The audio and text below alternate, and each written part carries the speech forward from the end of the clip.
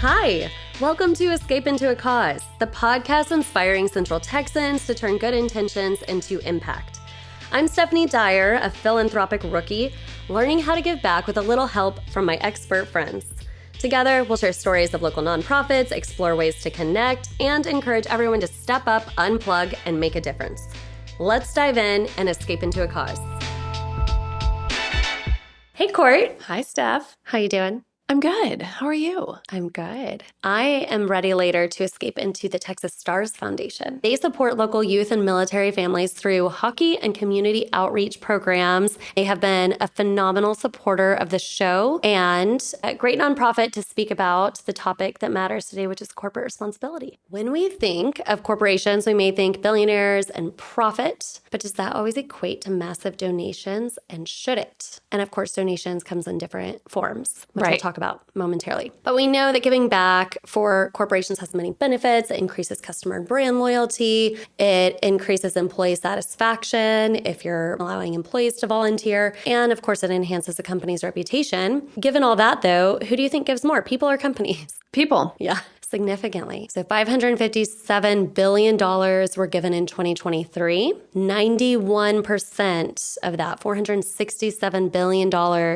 was driven by people. That's either through family foundations. Austin Community Foundation might be one of those. Bequests, so when people pass. And just individuals and families. Less than 7% are companies, and that does include some corporate foundations. Significant giving from people. People outgive corporations 14-1. What are your thoughts about corporate responsibility, Courtney?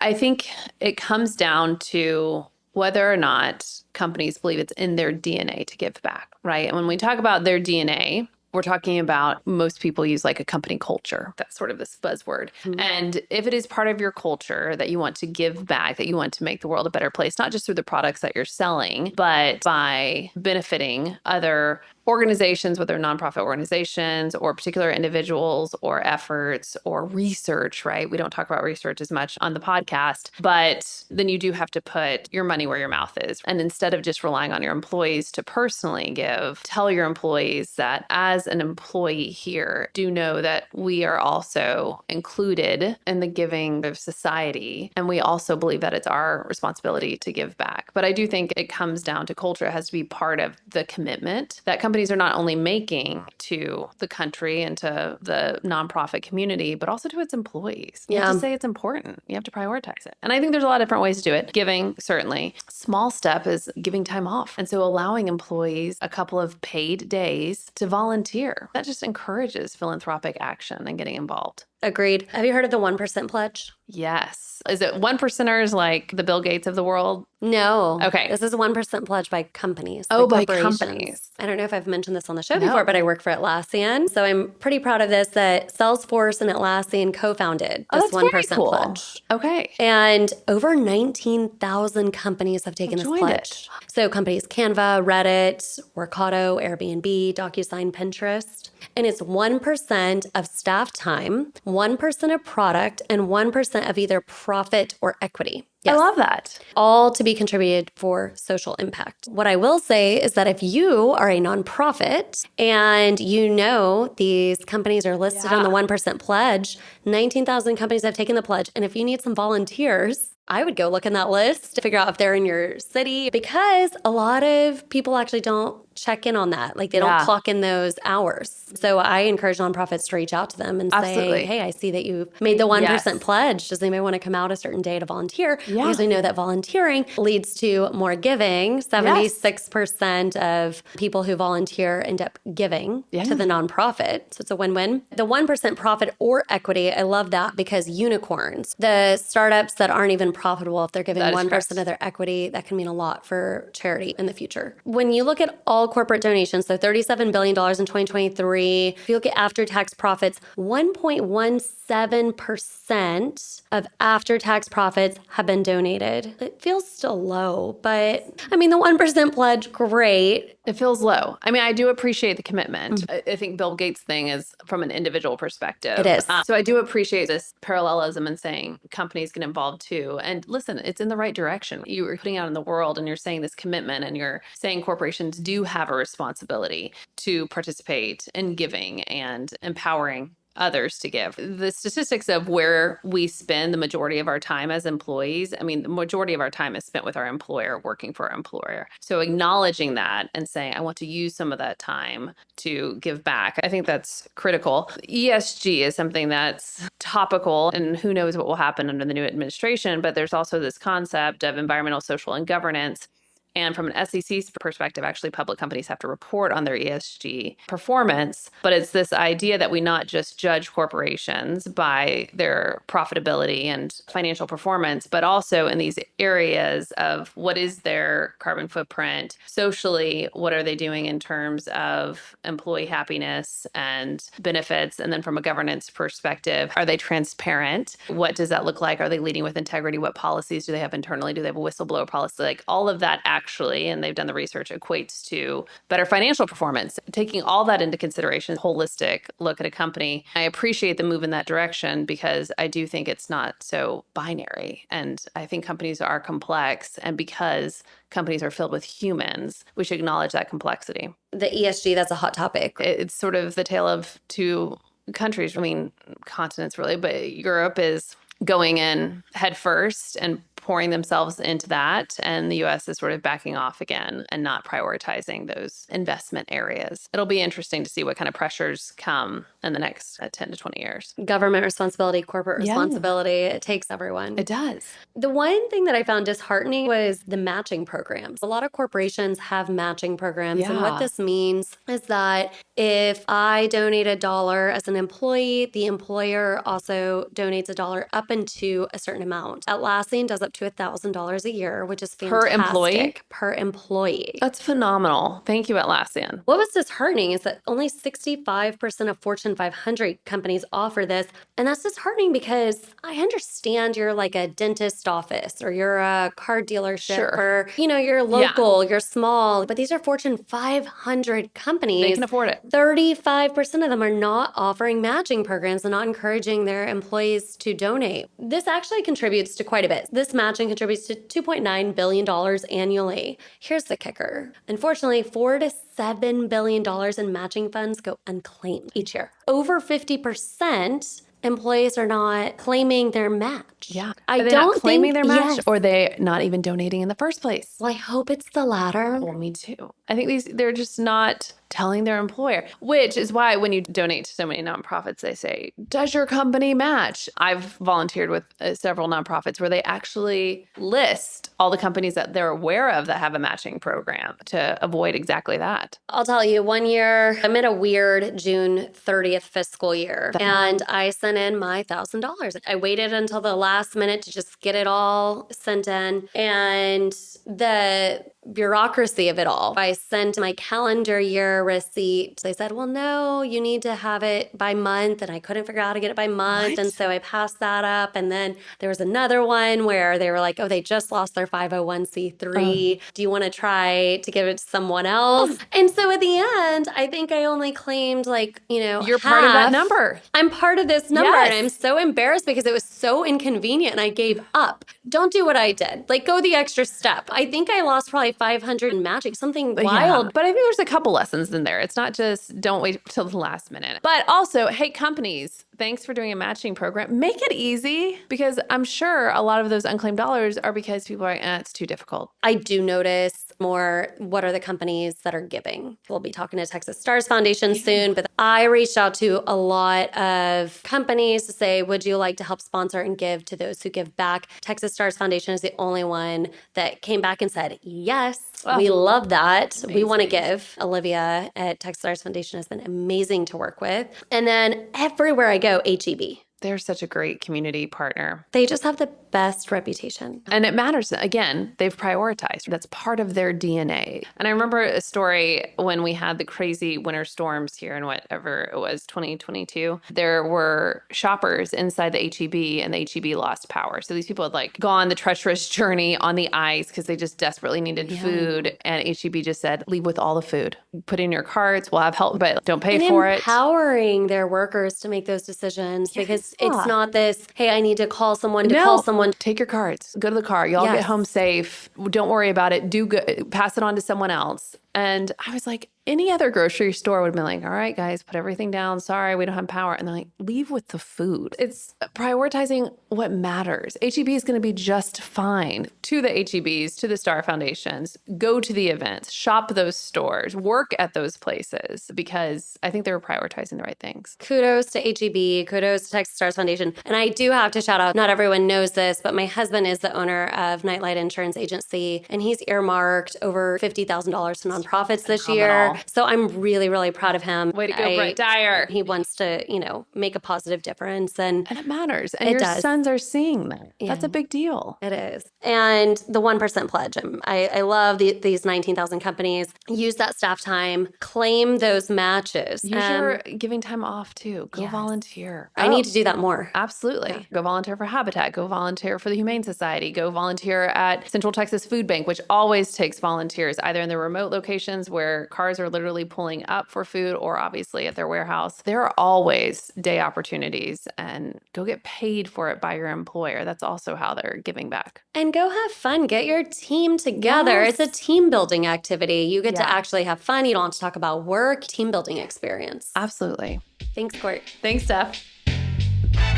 We'll be right back. Escape into a Cause is sponsored by Nightlight Insurance Agency. You know how a nightlight gives you comfort and peace of mind in the dark? That's exactly what Nightlight aims to do. Guide you through life's uncertainties with personalized insurance for your home, auto, business, and more. Nightlight Insurance strives to provide its clients the best coverage at the best price without sacrificing on customer service. Here's what one client had to say. Nightlight was able to lower our car insurance significantly, answered all our questions, and returned our calls promptly. Very professional, would highly recommend. So it's no surprise Nightlight has a 5-star rating on Google. Nightlight also makes this podcast possible by covering production costs so all other sponsorship dollars and gifts can go directly to nonprofits and volunteers. And as part of their mission to give back, Nightlight proudly donates $1,000 to every nonprofit we interview. If you are a sponsor interested in giving back to our podcast, please find us on social media and let us know. Nightlight is an agency focused on personalized service and giving back. See how much you could save and how good it feels to have peace of mind by visiting nightlightinsurance.com.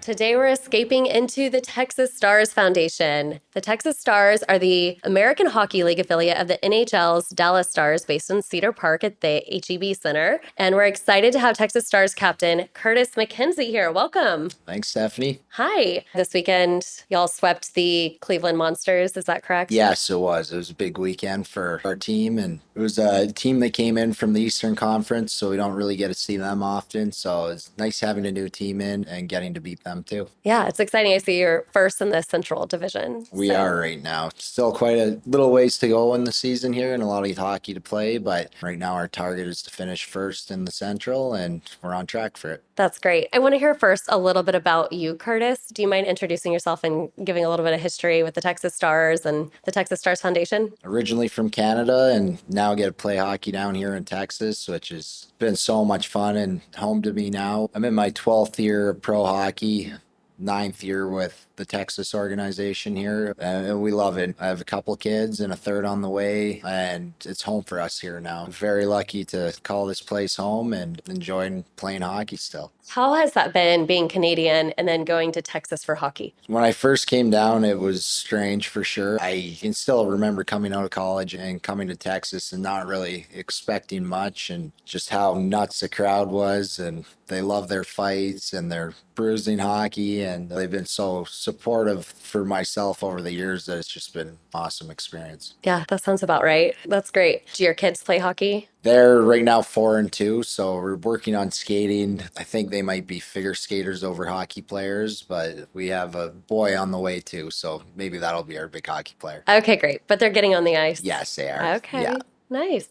We're really excited to have you here. Can you tell us a little bit about what the Texas Stars Foundation is? One of the cool things about sports is how much support we get from fans and the community. And this is a way our team can give back to the community, is through our foundation, the Texas Stars Foundation, in many different ways, giving through charities and helping out other organizations, or if it's in-game experiences. They do a ton of work in the Cedar Park and Austin area. So it's something that our team is very proud of. And I know that you're pretty passionate about it. You sit on the board as well, correct? Yeah, I was asked to join last year with my wife, so I guess we're the smaller piece that represents the players on the board there. And it's been fun just seeing how much work is put into the foundation and to help other people in our communities. It's been great to see that side of the business of hockey. We're going to switch gears a little bit and talk about impact and numbers. Most nonprofits that we've talked to, they have signature events, and there's a very kind of standard formula for nonprofits. But the Texas Stars Foundation is able to utilize the athletes and the games to do their fundraising. So it's a little bit different. There's 3 impact programs. It's honoring military families, partnering in youth engagement, and assisting those in need, which is fantastic. The way that you are raising funds for those programs, of course, is through game fundraisers. Can you tell us a little bit about some of those? The jerseys is a huge one where we got very cool jerseys that we got to show off during the season. We just had our military appreciation ones that we wore last night. And then we have breast cancer. We do some fun ones, Star Wars, Jurassic Park ones. So there's different jerseys that get people to come to games, and we wear them for games, and then they get to auction them off and take them home after, and all that money is collected. We do other things, pucks, different Christmas ornaments, and different things too. But the jersey ones are pretty special that every year it's a new theme and new colors are designed on the jersey, and we get to see some pretty cool ones that are then auctioned off to help raise money for our foundation. Yeah, that's fantastic. Over $175,000 in specialty jersey auction sales, which all goes back into the local community, which is Yes, fantastic. I know that over 5,400 tickets have been donated. That's worth over 160K. Tell us, I think that there's an annual teddy bear toss as well. Oh, Is the that- teddy bear toss is Yeah. always fun. I think everyone's shooters that day trying to score the first goal of a game, and that's when all the teddy bears are thrown on the ice. Puck goes in, and then it starts raining teddy bears, and it just fills up the whole ice surface, and there's thousands of teddy bears out there. So it's a big cleanup job, but all those teddy bears are then donated usually right before Christmas time. So they're Christmas gifts to go to kids. It's another cool program that's done with our team and throughout the league and other hockey leagues too, that it's a special time to be a part of. At the beginning of each of these episodes, we have a topic that matters where I chat with my friend Courtney and we talk about general topics around nonprofits. One of them we talk about this episode was corporate social responsibility. And I just love this idea that not only are the Texas Stars showing up with the foundation and giving back, but also it's just easy to give back. Like you just showed up to the game, you bring a teddy bear or you buy a jersey. It doesn't always have to show up in volunteering and money donations. You can have fun with it. The Star Wars night, the teddy bears. And Olivia Harrison is the foundation and community relations manager, and she's been fantastic. I started this podcast wanting to highlight local nonprofits in Central Texas and reached out to a few potential corporate sponsors, and Olivia was the first person and the only person to respond back and say, the Texas Stars is in, which is awesome. So annual teddy bear toss, tickets donated, the specialty jersey auction sale, and the mystery puck. So all of this gives back. There's over $135,000 in grants to 26 organizations. So a lot of impact in the Cedar Park area, which is awesome. And then also 60 hours of community service. You and some of the other athletes show up in ways to give back and volunteer. Can you tell us a little bit about the floor hockey program? The floor hockey is fun for the players. We go into different schools, and some days we're there and we'll just read books, but a lot of times we go and play floor hockey. And hockey's not the most common in Texas, especially when it's up against football and baseball down here. But we love the game. We love to showcase the game, and this gets kids involved where we go into schools and we'll play ball hockey with them. We're the sideshow. The big show is Ringo, our mascot. The kids go nuts for, but it's always a fun time. And then at the end of those days, we leave all the hockey equipment that we bring in with the school, and it's encouraged that they continue in their gym class, and we're just trying to grow the game and give more kids access to playing hockey. It's been such a spectacular game for us.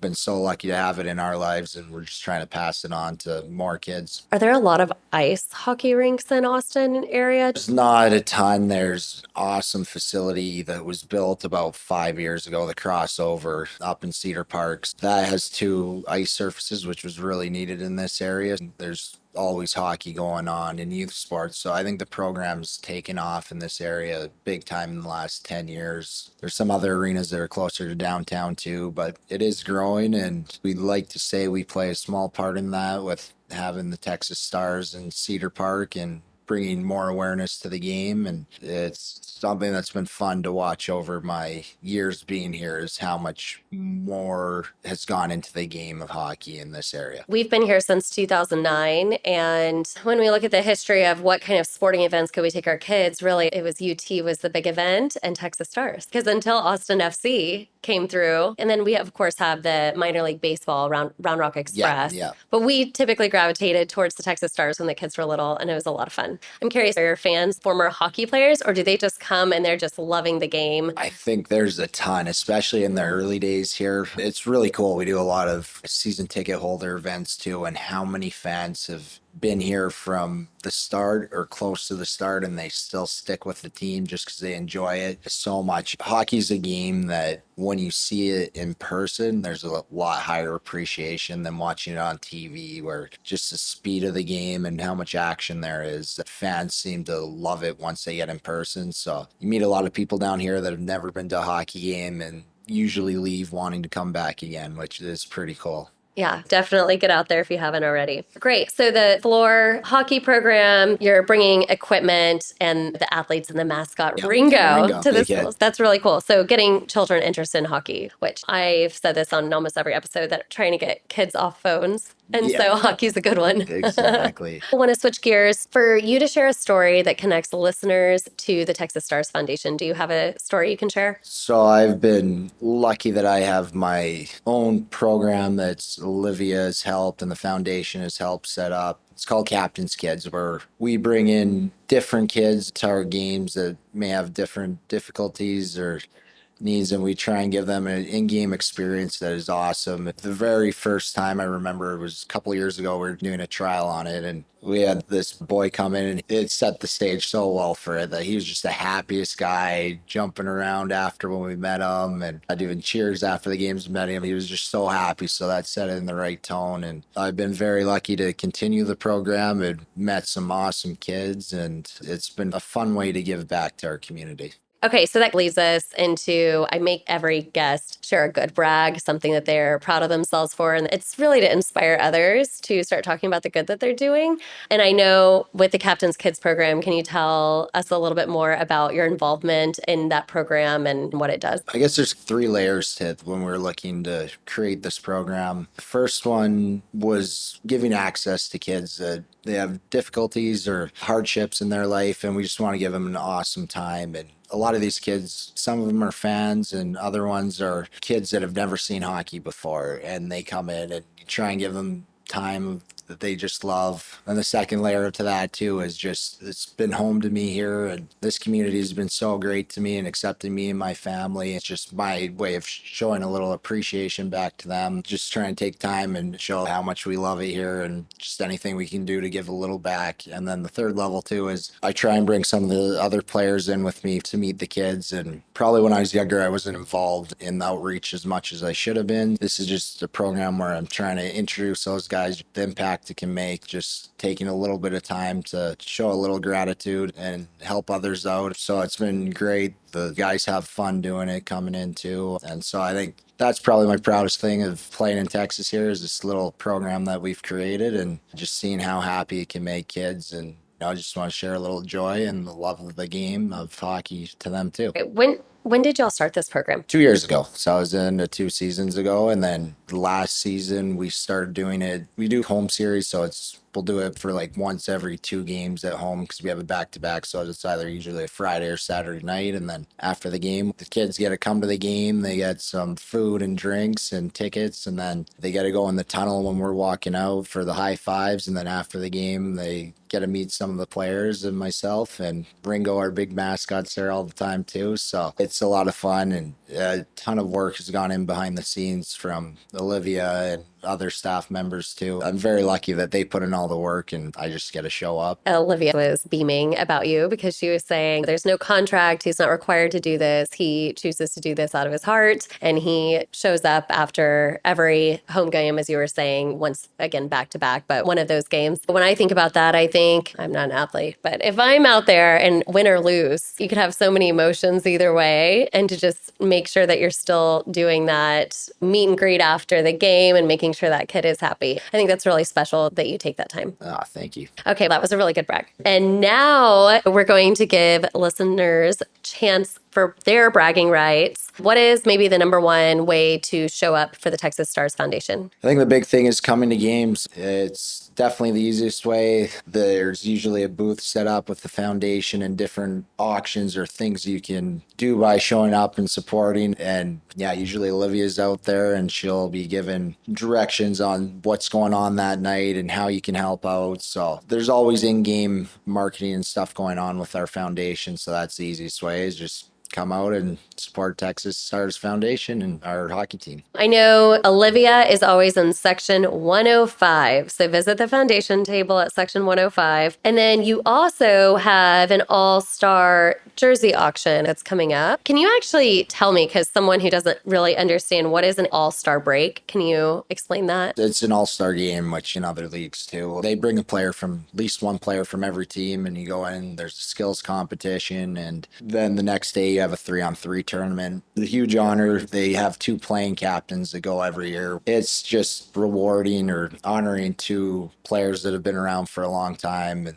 this year I was fortunate enough to be one of them. So I got to go to the game this year, which I hadn't been before. It was a blast meeting all the players from different teams. Hockey's such a great game. There's so many great people in it. So getting to interact with them, and it was in Coachella Valley this year too. So it was a great place to go to. Sounds A like little fun. golf on the side as well. So yeah, I guess there must be some jersey. There's another player, Rich Kovian, from our team too. So maybe his jersey's getting auctioned off too. And yeah, Okay. whoever wants it, come help us out in the foundation. Yeah, the online auction is end of March, beginning of April. So that will be posted on y'all's website. How's your golf game? Terrible. It's, Do people ask that? Do they equate like maybe hockey and golf? Oh yeah, That you- usually you think like hockey players should be good at Yeah. golfing, and there's some Happy Gilmore, really- right? Yeah, there's That was some, misleading. exactly. There's some really good players on our team. I don't get too much time on the course anymore, so it gets ugly out there. Okay, it's good to know when athletes are good at every sport. Okay, awesome. For bragging rights, attend the games. Over half of them have fundraising events. You have the mystery puck. You have the teddy bear toss around the Christmas time. And then, of course, we have the All-Star jersey auction coming up. And speaking of games, the upcoming games are Tuesday, April 1st, Wednesday, April 2nd, Saturday, April 5th, and Sunday the 6th. They're all at 7 p.m. except for the Sunday game, which is at 5 p.m. So be there, go to section 105, talk to Olivia about how you can help or bid on your jersey. And then lastly, so Texas Stars Foundation gives us tickets every month to give away. And we give usually to people who are giving back in the nonprofit world. And then we give away to people who raise their hand to say, hey, I want to volunteer. I want to learn about more opportunities to get involved with nonprofits. And this is randomly selected. We have Meredith Norman, who is getting 4 tickets. So congrats to Meredith. And I hope she has an amazing time at one of your games. That's awesome. Congrats, Meredith. Hopefully you bring us good luck. Okay, well, this is great. Hey, good luck. I hope you stay first in the Central Division. Awesome. Thank you very much. Okay, thanks, Curtis. Thanks, Sam. Hey, listeners. I have to say, Curtis McKenzie is the real deal, not just as the captain of the Texas Stars, but as a guy who actually walks the walk when it comes to giving back. Through Captain's Kids, he makes sure that kids who are sick, injured, disabled, or financially unable to attend a game don't just watch hockey, they get an unforgettable experience. And let's be real, Curtis is busy. 2 kids at home, 1 on the way, and still finding time to give back. That's what being a good human looks like. And major props to his wife, who's right there with him, serving on the Texas Stars Foundation board. The McKenzies are out here showing us all that you can work, have a family, and still find time to make a difference. But one of the MVPs off of this skating rink is Olivia Harrison, the powerhouse behind the Texas Stars Foundation. She's passionate, she's making big moves. I can't wait to see how she grows the foundation's impact in Cedar Park and beyond. And huge congrats to Meredith, because you signed up to hear more about how to get involved with local nonprofits. You just scored Texas Stars tickets. I hope you have a blast. Do you want to win Texas Stars hockey tickets? Here's how. The Texas Stars Foundation loves to give to those who give back. Post on social media showing how you're supporting a local nonprofit, use hashtag GoodBrag, and let Escape into a Cause know. Or sign up to hear more, because who doesn't love winning a prize for doing good? Go to a Texas Stars game, because sporting events are where memories are made, and let's be honest, it's way more fun than doom scrolling on your phone. Most nights, puck drops at 7 p.m. Grab your crew, cheer loud, and enjoy the game. Already at the game? Stop by section 105 and talk to Olivia Harrison about how you can give back through the Texas Stars Foundation. Giving back doesn't have to be boring. The Texas Stars Foundation proves that doing good can be a whole lot of fun. So get out to a game, cheer loud, and let's keep the Stars in first place in the Central Division. Next week, we're escaping into Pease Park Conservancy, the team behind Austin's beloved Pease Park. From preserving green spaces to hosting nearly 300 community events a year, they are making sure this park remains a place where nature, history, and community come together. You won't want to miss it. Special thanks to Nightlight Insurance for making this podcast possible and your donation to Texas Stars Foundation, Todd Thompson for editing and mixing, Graham Thompson and Jaden Dyer for the music, Corey McCain at Just Push Record Studios, Michelle Anderson at Pinkle Toast Photography, and Ashlyn O'Neill for digital content management. See you next time as we escape into a cause.